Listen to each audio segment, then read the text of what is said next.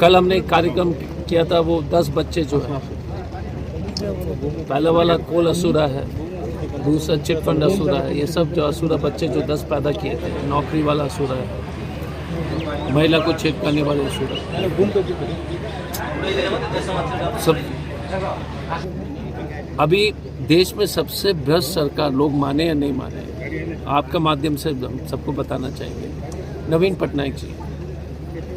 9 लाख करोड़ का तो mining scam, 20,000 crore का तो चिट फंड स्कैम, कोई ईडी सीबीआई नहीं। इसका मतलब बीजेपी मिला, तो एक ही पार्टी है जो इनको अपोज कर रहा है। तो यदि आप बीजेडी को, तो आप बीजेपी को वोट, अगर बीजेडी और बीजेपी एक साथ है तो जो भी बीजेडी के जो दिल से वोट देते थे उनको कांग्रेस में वोट देना चाहिए, क्योंकि एक ही पार्टी अब हो गया बीजेपी है। पांडेयन ने ये सुनिश्चित कर दिया है कि बीजेडी को जो है पूरी तरह से जो है बीजेपी खाने की तैयारी में है।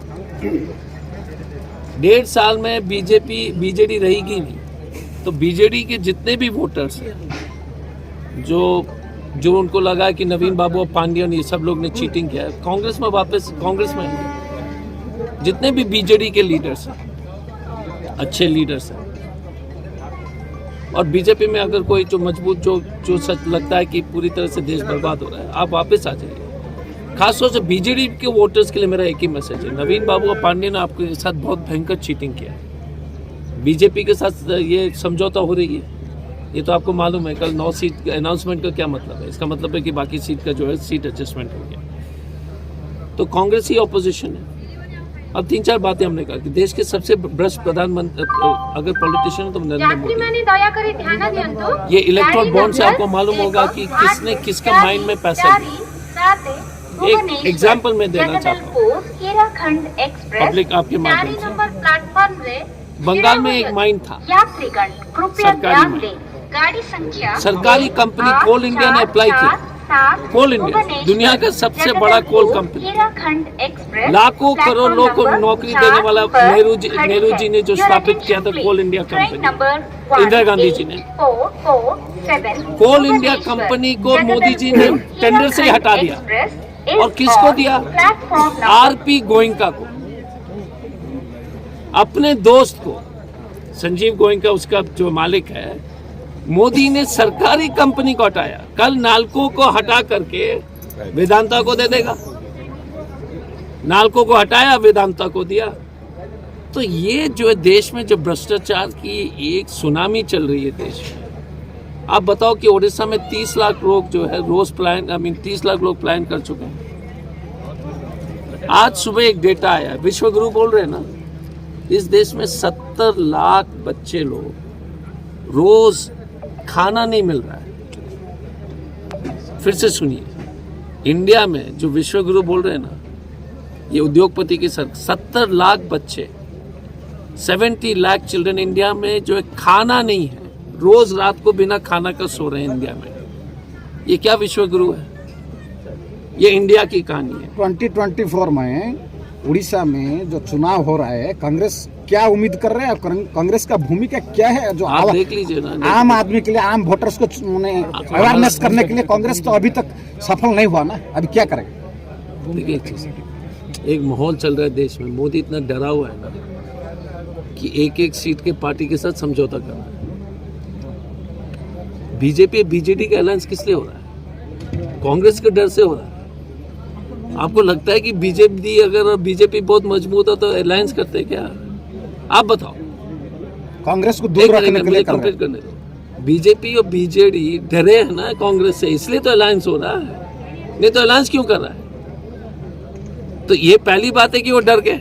दूसरी बात, ये अलायंस से कोई फर्क नहीं पड़ेगा। उड़ीसा में खास तौर से बीजेडी के जितने भी लोग हैं, बॉस आपकी टिकट कट रही है, बीजेपी के लोग आपकी टिकट कट रही है। 100 सीट बीजेडी, 40 में बीजेपी। जितने बीजेपी के लोग जो बीजेपी के झंडा धो रहे थे पिछले 30 साल से, आरएसएस वाले, सब तो खत्म। मेरा कहना है कि ये लोग तो अपने किसी के नहीं है। मोदी जितना बड़ा चोर है, जितनी चोरी कर लिया, अभी इलेक्ट्रोल बॉन्ड्स में आपको मालूम होगा, देश के सबसे गरीब प्रदेश उड़ीसा है। बताओ, 5,000 महीने का आप लोग की कमाई है, 5,000 में दवाई, खाना, कपड़ा, गाड़ी में तेल होता है क्या? नवीन बाबू ने आपको इतना जो घुटने टिका दिया कि उड़ीसा का जो आम औसतम कमाई 5,000 है। आप ही बताओ, प्रेस रिपोर्टर हो ना, आप बताओ पिछले 10 साल में आपकी तनख्वाह बढ़ी है कि कम हुई है? आप ही बोलो। 10 साल में आपका सैलरी कम और वही के वही रहा या कम हुआ? महंगाई बढ़ी कि नहीं? घर में जो चलाना मुश्किल हुआ? प्रेस के जर्नलिस्ट से पूछ रहा हूं। तो ये है कांग्रेस के समय, याद कीजिए 4,000 रुपए में शुरू किया, बढ़ते बढ़ते 18,000 तक पहुंच गया। मोदी ने आपको 18,000 में रोक दिया और महंगाई दुगनी हो गई। आप ही का कहानी लिखी है, हमारी कहानी लिखने की जरूरत ही नहीं है। प्रेस रिपोर्टर्स जो अपने कहानी लिखो कि आपकी क्या स्थिति हो गई है। घर का किराया नहीं भर पाते हो, बच्चे के दवाई नहीं होता, स्कूल का फीस नहीं भर पाते हो। मैं जानता हूँ ना।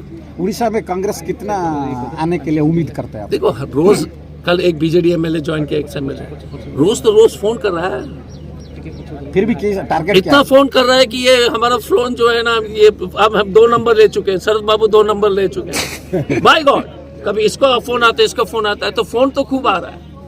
अब आप देखिएगा कि खेल हो गए, जैसे बंगाली में बोलते हैं ना, खेला हो गए। कांग्रेस में क्या शासन करेगा क्या कांग्रेस? मुझे जो क्लियर ईमानदारी से लग रहा है कि कांग्रेस का जो है शासन का जो हम टचिंग डिस्टेंस पर है, क्योंकि माहौल बदल गया है। मैं बता रहा हूं आपको, देखो हम तो राजनीति के छात्र हैं। बीजेपी और बीजेडी का मिलना का मतलब डरे हुए हैं।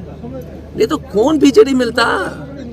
स्मॉल हेल्प ग्रुप का देख लीजिए, इंटरेस्ट से लड़कियां मर रही है, नहीं दे पा रहे हैं, नौकरी नहीं है। उड़ीसा में सबसे ज्यादा बेरोजगारी है। पूरा उड़ीसा देखो, गरीबी